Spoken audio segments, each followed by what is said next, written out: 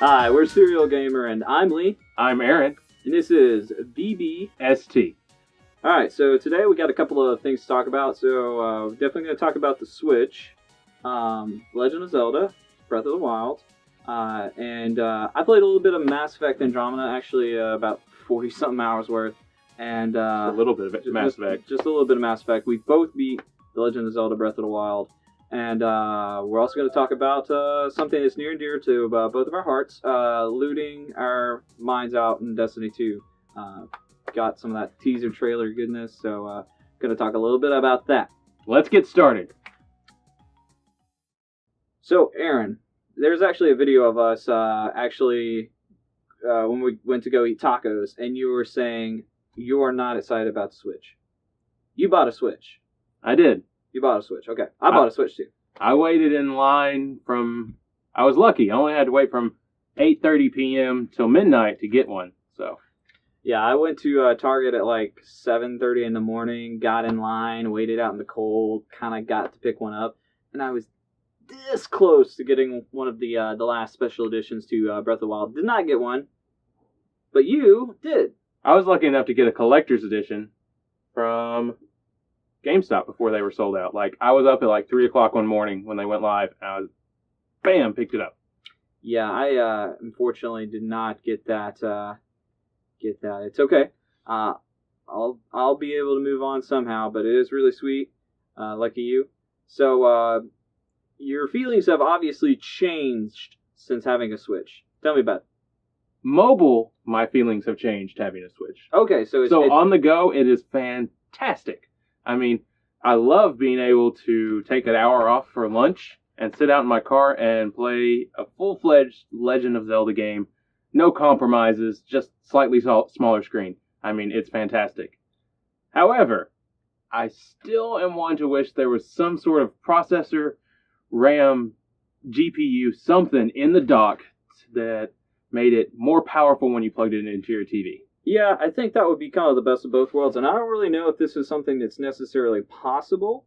Obviously, you have that connection there. This is a totally new hardware thing, but if they could, churn out that dock, so you want to get the speedy 4K heavy dock, get those guys. I'm not expecting 4K out of Nintendo anytime soon, but oh no, not at all. I'm just, we're pipe dreaming here. But Alienware has done something similar where they have this proprietary cable that plugs into a laptop you are then able to plug a GPU into that then plugs into the laptop, and it's able to boost that laptop's performance because of the new GPU associated with it. So I think something could be done over USB-C, USB 3, whatever.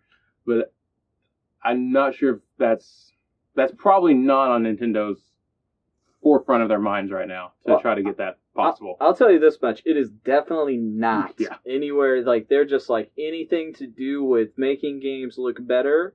It's not there. They're relying on art style, which is fine, which is great. I mean, nobody can say that the Zelda Breath of the Wild looks bad. I mean, except when you zoom in. Well, the draw distance is bad, but when you just stand on top of a mountain and the sun is rising in the distance between the split mountain, and you're sitting there just looking out.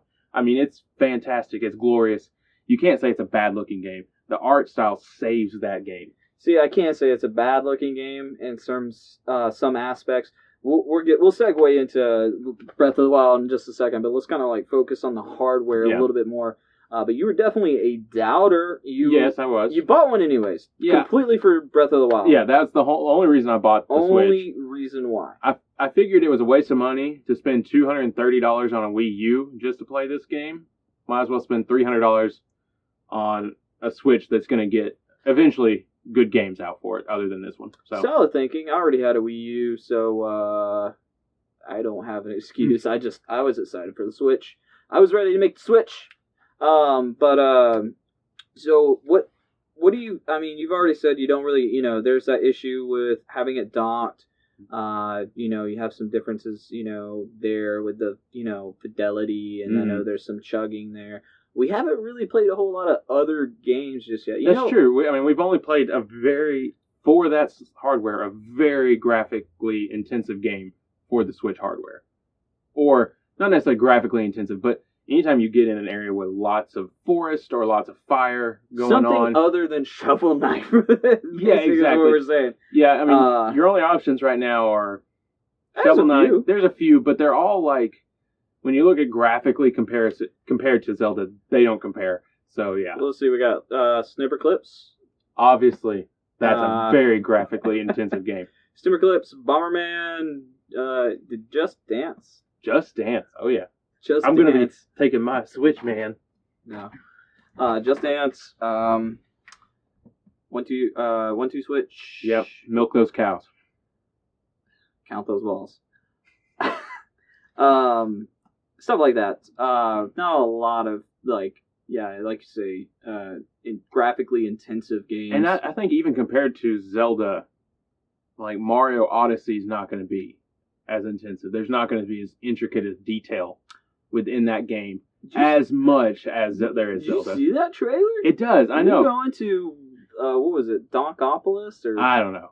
But there were real people, and there was Mario, and it was weird. But the game still looks fantastic. Yeah, I mean, it throws that whole, like, the theorems. I'm trying to see how tall Mario is. It just tosses that all out of the water, unless those people are giants. Yeah, but I mean, we know that Mario's super short. That entire world is really short, because they put Link in Mario Kart, which is kind of weird, because he doesn't really fit the proportions to that game. Not really. We know that they're really small, but it's just kind of weird to see them put up against proportionate humans. Yeah, it's a little weird. Regardless of all that. Anyways, we've got some time with the hardware. We really haven't played a whole lot of games yet, but I mean, your whole outlook has completely changed. Yeah, I mean, the only time I've really had significant, problems with it is when it was docked. I mean, I did have the frame rate issue where it just stopped. Like, in the middle of a fight, the game just stopped for like a second or two and then finally kept going slowly and caught up to itself. And very significant portion of the game, I don't know if we're going to do spoilers here. No spoilers. Very significant emotional, should be a high for you part of the game. And it was killed by frame rate for me because I was playing it on my TV. And so, yeah, there's supposedly an update. I haven't played since the update came out, so there are reports that it fixes some of the refresh rate. And here's the thing, I mean, again, we're only talking about one game, but no one has these issues with it undocked. Yeah, I mean, it's so weird. It's just that you have some sort of those 180 pixel difference. Something's just not getting translated from that well. 720 to that 900. It's just not doing something right. It's just not doing it. It's just not feeling it. But undocked, it's butter smooth. Yeah. So, I mean... And, again, like I said earlier, you can't beat sitting on your lunch break playing a full-fledged console Zelda game in your car, in your hand. I mean, it's really cool. I doubted it when it first came out, or when it was first being talked about, but I rescind all my comments about how bad this concept was. I actually love it. Yeah, it's pretty great. I mean, it goes back to the whole thing I was saying. It's something completely different than, it's not just another powerhouse console. You can't do that anymore. I mean, we're going to get Scorpio, so we don't have to worry about powerhouse consoles. Yeah, well, I mean, it's just a totally different thing. And you know what's even better than playing a video game, like a fully fledged, like, TV video game on your lunch break at work, is actually doing that same thing, but you're actually on the clock working, which is what I did. I just was at work playing it. Sorry. So, but I'm not telling you where I work. The concept of that, though, you could always play with a friend, and then you are collaborating with a teammate and working on that trust. So it could be work. Because two people can play. You can play Snipper Clips together, and that is a collaborative team effort. I mean, you are team building. Great team building exercise. Team building exercise brought to you by Nintendo. We don't work at the same place, but we should respectively take that to our bosses, and yeah. Yeah, I think my boss will tell me to shove it. Anywho, since we keep segueing into this one game, let's just go ahead and talk about it.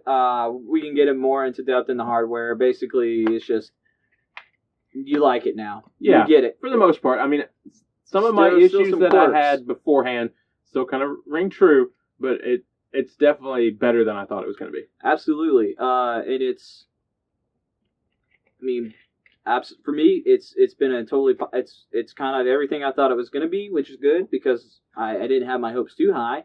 It definitely fit what I was hoping for. 10 out of 10. Good job, Nintendo. Well, actually, not 10 out of 10. 8 out of 10. 8.5. I'll give it an 8.5. The 8.5? console. The console itself. Coming from the guy who didn't want it. Yeah. Anyways, solid effort. Good job. Now just give us more games. Which we got some coming. So, and we got a decent little launch lineup. I mean, we got the best Zelda game of this decade. When did Ocarina come out? Last decade? Yeah, definitely last decade. What am I thinking? I'm stupid. That's the 90s. Yeah. That's 2 decades ago. Well, sorry, 2 set decades ago, not. Yeah. Wait. We're old. Yeah, we're older. Anyways, segueing straight into it. The Legend of Zelda: Breath of the Wild. Is it a 10 out of 10 game? First of all, emotionally and like hype. If you were just to say, "Hey man, is Zelda a 10 out of 10 game?" Yes, Zelda's a 10 out of 10 game. Critically, no. So, here's the thing. I'll put, this is the best way I can put Breath of the Wild. When I was not playing it, I wanted to be playing it. And when I beat it, I did not want to stop. Like, I did not want for that game to be done. Yeah. I wanted to keep going. But I do not regret buying the collector's edition. It is definitely worth that money. I don't regret buying a Nintendo Switch and the collector's edition just to play this game. So it's definitely not a regretful purchase. It's definitely worth the purchase. Money bags. But anyways, what makes Breath of the Wild the hype 10 out of 10 game that it is? I mean, just the beginning. The beginning does it. I mean, so just the beginning of the game, that's 10 out of 10. You don't need the rest of it. Well, no, for the feeling wise. I mean, you walk out of the Resurrection Shrine, whatever it's called, and you're open. You just see the world, and it doesn't tell you what to do. It doesn't say go to the right, and go talk to this guy. It doesn't say go to the left and not talk to this guy. It just says, it doesn't even tell you anything. It just says, all right, here you are. Granted, I mean, you're free to do what you want on this plateau. So, I mean, it's not quite as open, but you don't know that when you walk out. You don't know that you're restricted to that plateau until you beat 4 shrines, until after you get going on that quest. Yeah. And then even after you do that, even after you do the intro, hour and a half long, depends on how completionist you are when you do that. Even after you get done with that intro. This is a completionist nightmare, by the way. Yes. The only instruction you are given is it's a good idea to go free these divine beasts. And then the real main mission you have is defeat Ganon. That's it. Spoiler. I mean, that's your only mission is to defeat Ganon.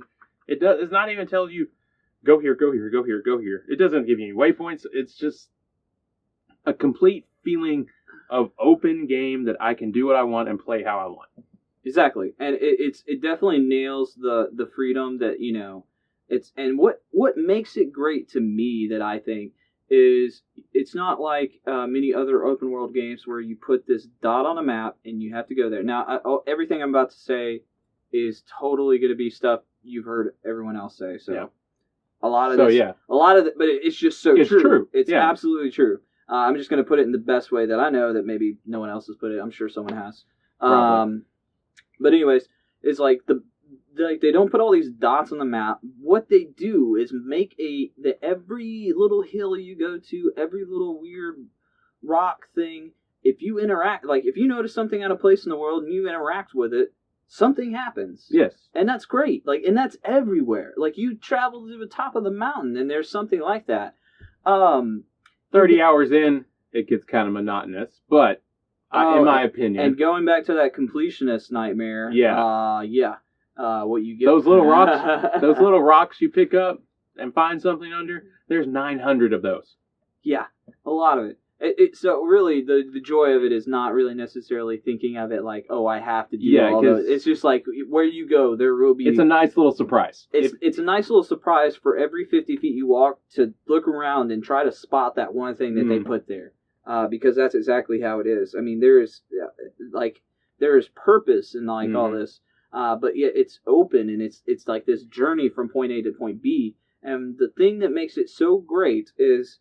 They don't have to put this little marker on the map saying, go here, because there's a totally just freaking sweet mission there, you know? It's not logged in with this little thing that's like, you will skydive and just blow up all the stuff. It's not like that. It's like, hey, there's like this weird island over there, way out in the distance, and it's over there. I wonder if I can get there. And then you find a way to swim out there, to paraglide out there. You find a boat, you get out there with a cork leaf, which is annoying.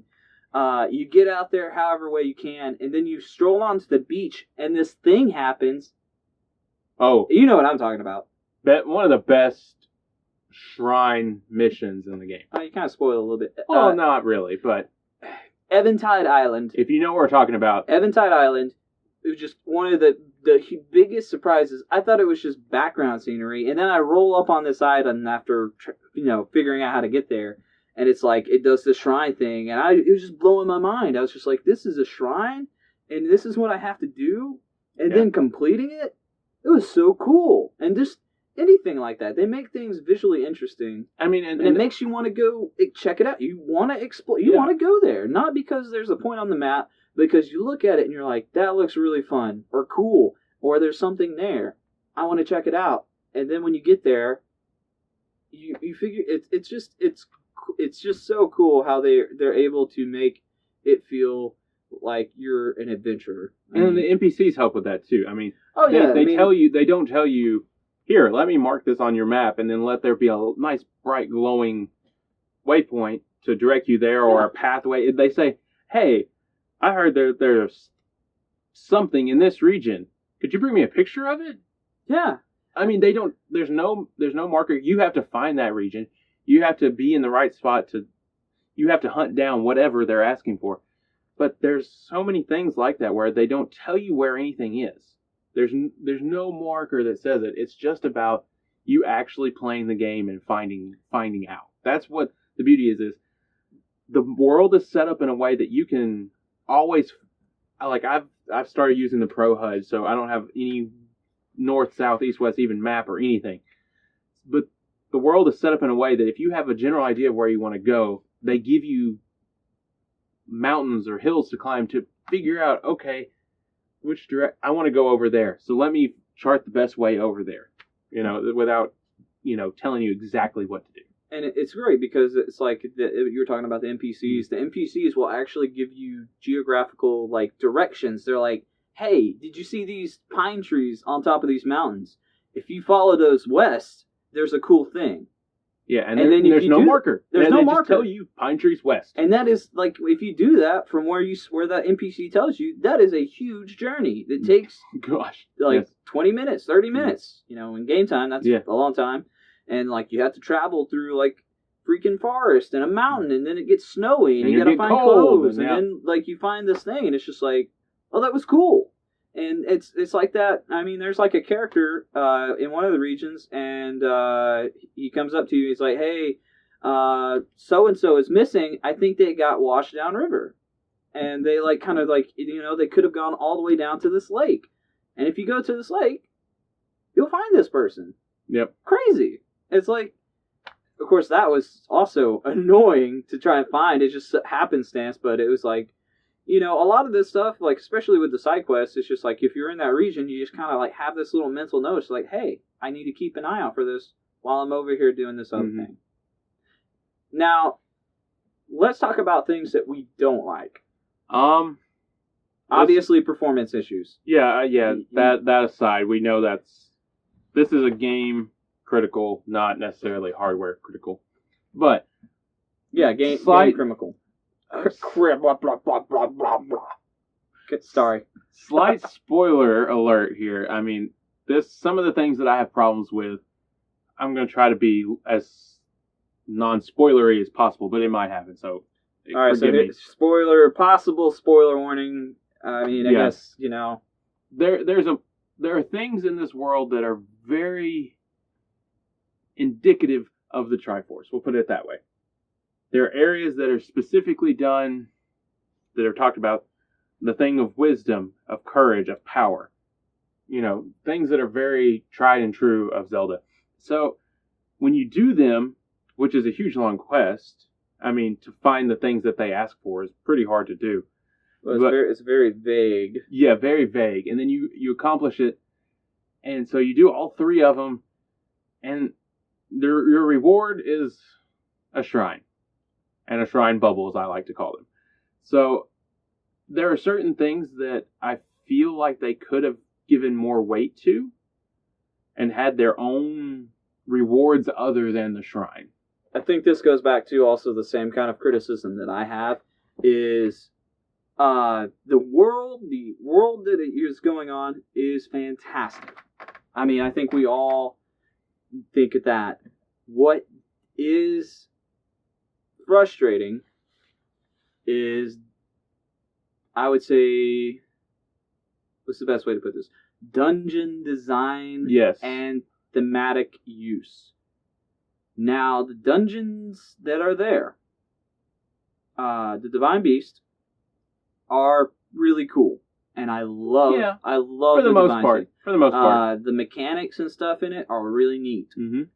What I don't really care for is how easy some of them are. Not all of them, but there's a couple that are fairly easy. Granted, when you say a couple, that's half of them, but Yeah, that's the other issue.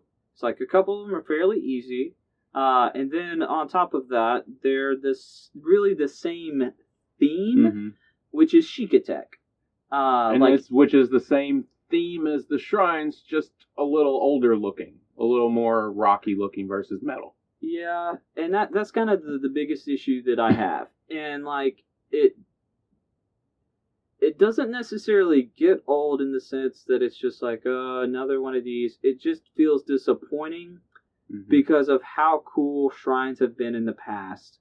So think, I mean, dungeons have been in the past. What did I say? Shrines. Dungeons have been in the past. So think like Snow Peak Ruins in Twilight Princess. Oh gosh. Amazing. The Forest Temple and Ocarina of Time. Just anything like that. How Majora's Mask, I mean, how different some of those worlds were. Like where you were a giant. Like, do you remember that mask that made you a giant? Yeah. I mean, that was pretty crazy. And crazy. But you have all these like varying themes between them. So it's just like you have like this design for this level that's just really cool. It sets it up from the other parts of the game. It has its own theme. I'm repeating myself, but what I guess I'm saying is like all the Divine Beast. I mean, obviously they have the beast kind of shape and stuff, and their own kind of little entrance to the beast. Yeah, like get to the beast, which is really cool. Yeah, that's the best part of the entire dungeon's beast, in my opinion. It doesn't really feel like a dungeon substitute. It feels like something like it feels like a slightly longer shrine. Yeah, with a boss. Yeah, and the bosses are kind of hack 'em slash 'em for the most part. Yeah, I mean, there's a couple of cool little pieces to it, but most of them are just kind of. And I get why. I mean, because they're giving you the ability to go to these at any order. Yep. So, sorry, there's no way that they could say, you have to have this certain item to beat this boss. Yeah. So, I think, and here's the thing that makes it difficult, because what we're basically asking for is more of this game. Yeah. I mean, because it's like, it's so good, it's just like, we wish that there was more, and what we want more, I wish, and again... $20 will get you the DLC. Yeah. Season pass. So, yeah. I mean, I'm sold, I'm buying it. Yeah. I just, take my money, Nintendo. Yep. Just please let it be good. Just don't care about the Switch shirt. Yeah. That thing is garbage. I don't know why they wanted to do that. Break my immersion, will you? But like, it's like I just want more of this game, and not more bit would be dungeons, like themed dungeons. Like it doesn't have to be the fire temple, the water temple, the forest temple, but like these places that you go where you have to do a thing for the thing in the world or something, and it's like I want that with the divine beast. Like that's a lot. Yeah. Like I know it took they worked on this game for a long time, and what I'm asking for them to do is a lot more work. Yeah, that's what I want. Like that would make this the 10 out of 10 perfect game, because I feel like the divine beasts are this thing that you do in between like dungeons. It's like they have their own importance to it, but it's like I don't know. It's still like a dungeon. Yeah, the dungeon, like full fledged. And as cool as you get everything at the beginning part of the game. I don't know. Like it's not necessarily, I feel like, a perfect system, because the world is great and being able to go everywhere is great, but there's still, like, you have to work pretty hard, but you do hit invisible walls. Yes. You have to travel very far. Most of the invisible walls are massive cliff drop-offs, for the most part. There are some that aren't, but for the most part, that's how, or endless sea. Actually, before I beat the game, I was basically, like, making myself not go to the final boss. Yeah. And I was, like, just basically trying to break the game. Yeah. I went on a journey. I was just like, all right, mission, break the game. Where are these invisible walls? I know they're here. Show me. Yep. So, and they give you kind of the Witcher turn back, kind of, you can't venture further. Wild things out there. Turn back. You know, that kind of thing. There be wild things out there. Yep. But it's just like, I really just want more, because it's an amazing world, amazing thing that they've done. It's not perfect, but the things that I want, I feel like I'm asking too much. So it's just like, perfect world, give me this, give me death. But I mean, we're asking for we want complete openness and be able to do whatever we want to do, but we also want crazy thematic dungeons that rely on certain objects to beat them, so it's kind of the opposite. So it's kind of this weird mesh of desire to be free, but then also a desire for crazy mechanics that only can exist in a world where you are dependent on the way you do things. There's a whole can of worms there. Yeah. I could just keep going. But anyways, segueing on, Mass Effect Andromeda also came out. This was the second game I've been eagerly waiting on for 5 years. Many years. Many years. If anyone personally knows me, they know I love Mass Effect. Ooh, it's so good. I love it.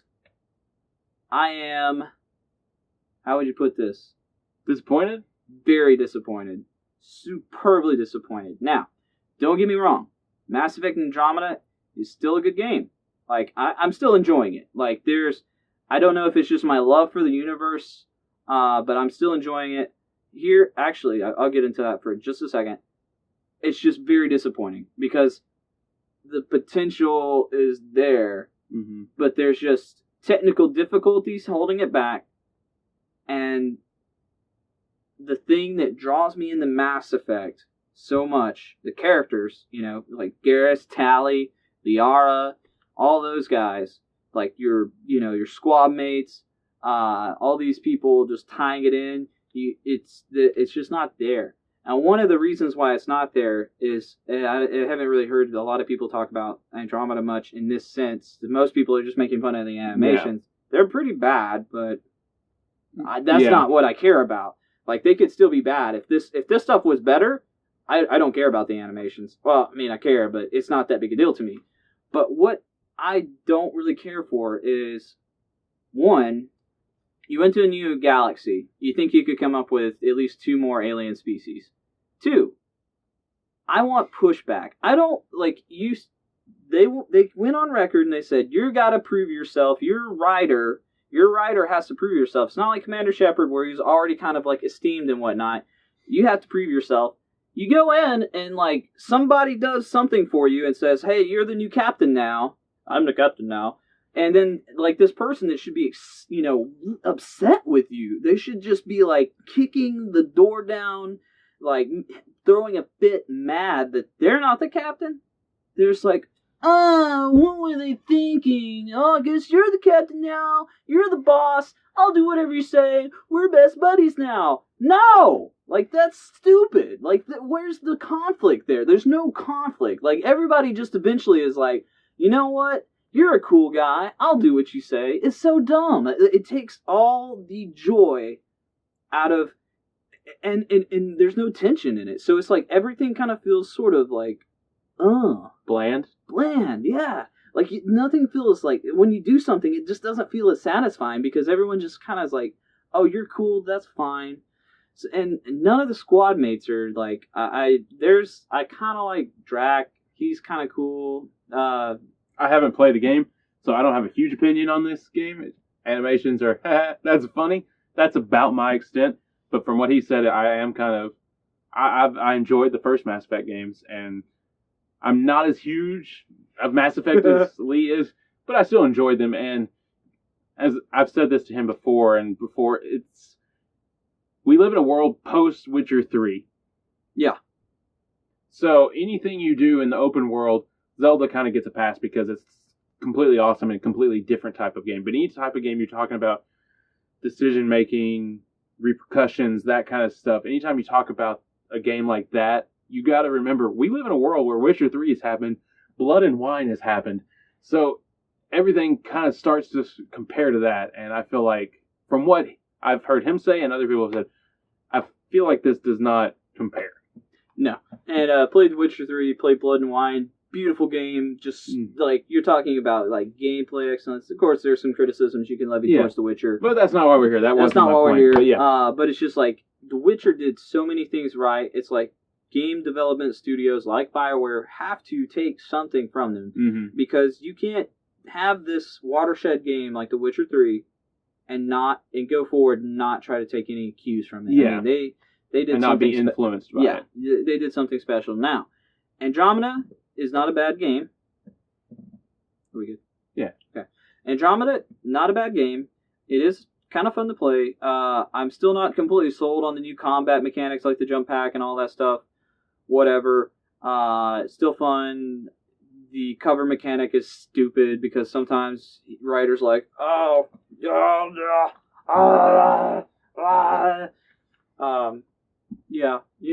you probably get it. But there's just the storytelling, squad mates, relationships, and stuff like that. It's just what made Mass Effect special. Even little things like the music is not as good. Like music from the Mass Effect trilogy as a whole, there's so many standout tracks. And music, as we go forward, music in video games is really something very like important to me. Like soundtrack is just crucial. There's bad video games out there with excellent soundtracks that I love. There is no standout track in Mass Effect Andromeda at all. Like nothing I can hum. Like I can think of all kinds of. I can think of just like the opening theme in Mass Effect 2, when you're in orbit and spoiler for a 7-year-old game. When you're like the Normandy blows up and Shepard's just going into the atmosphere and it's just like the slow piano fades and then it just like you hit that low note and it goes title screen Mass Effect 2 and it's just like slow fades out. That's like, it gives me like goosebumps. I've got goosebumps thinking about it. Nothing like that in Mass Effect Andromeda at all. Like not even cool synthy stuff. Nothing. Speaking of good music, and this is a game that's both near and dear to both our hearts, with great music. I've never had a problem with the music in this game. It's been great. Destiny. And Destiny 2 trailer just got released. We're gonna get a loop back. Ooh. Yeah. I mean, I really hope they had fun with this trailer, obviously. Cade 6 is hilarious in this trailer. There's a lot of personality. There's more personality in this trailer, I feel like, than there was in the entire game. Just about of the original Destiny. Shots fired. Yeah. So I'm really hoping that this is a good indication of that there's actually going to be a story. Yep. That there's actually going to be people that are interesting to talk to. Yep. Going forward. And I mean, they did a decent job of telling us why we're not getting to take our loot forward. Yeah. I mean, a lot of people are mad about that, and you can still be mad about that after this trailer. But they at least explain it. there's a lot of little things I think they did. They poked fun. I mean, they know. They poked fun at themselves, and yeah, that's a good thing. That's what they were kind of going. I like this forward. Bungie now than the Bungie that was in existence when Destiny came out. Granted, the Bungie that was in existence when Destiny came out had some issues with Activision, and that was a whole completely different mess that brought about Destiny, thanks to Activision. Yep. But Activision, get your crap together, get all your crap together, put it in the bag, take it to a crap store and sell it. Get your crap together, Activision. Yeah. So I'm very hopeful. Not that I disliked Destiny. I mean, we obviously did not dislike Destiny. I probably put at least 1,000 hours into the original Destiny. I'm not saying how much. And its subsequent DLCs. But my relationship was on the line a couple of times. I had a kid and was still able to put that into this game. So it was definitely a near and dear to our hearts. I said that, but I'll say it again. It's still a fun game. The core mechanics are still good. As long as they keep that going forward. And all they have to do is add a story. I know that's a pretty big deal, but yeah, that's what you got to do. I mean, keep the gameplay the same, drop the old systems, and go forward. Yeah, you basically need to open up a way to make it easy to instill fun in the game. Add that story. Make sure that you have a way to balance everything well. Raids, more raids. Yep. More stuff like raids. More mechanics other than shoot stuff. It's just great that shooting stuff feels so good. Yeah, I mean, that has never been an issue. The gameplay's never been an issue with Destiny, and so that continues to be going forward. Yep. They have good bones. It's like this place has good bones. You just got to dress it up a little bit more. Basically, yep. Kate's got good bones. Kate 6. That sounds a little dirty, but you took it there. Yeah, I did. And now it's time to take it elsewhere because we are wrapping up. Yep, wrapping up. Thanks for tuning in. If you watched this far, I'm Lee. I'm Aaron.